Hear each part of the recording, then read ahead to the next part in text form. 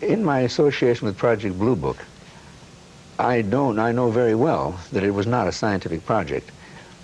Also, I also know that they never would notify the media when an interesting case came up. They did everything they could to keep it down. So they definitely withheld information. You know, when I first interviewed Alan years ago, there was a theory going around that anybody who saw a flying saucer was probably befuddled by swamp gas somewhere in Louisiana and didn't know what he or she was seeing. We've had a lot of documentation since that time. I think that one of the main things that has come out here that Peter has done is to substantiate the credibility of many of the civilians, because it was easy to, and still is, to discredit a civilian. Much more difficult to discredit a military man.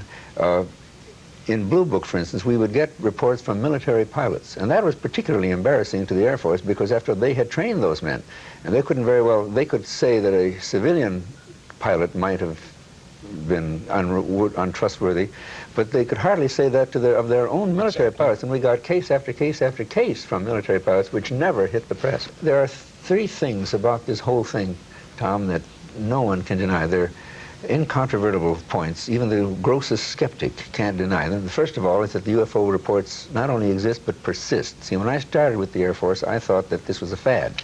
In a few years would just disappear. Be all over, okay. And it's global. We have reports now from 140 countries. I mean, practically as many countries as there are in the United Nations. And the most important of the three things is that many, unfortunately not all, but many of the reports come from highly, highly credible, technically trained people, you see. The phenomenon has not changed a great deal. It has not changed materially since 1947. And I'm quite sure that neither we nor the Russians had anything like the capabilities demonstrated by the UFOs in 47. I don't think we have now. So I've given up the whole idea that it could possibly be from any place on Earth.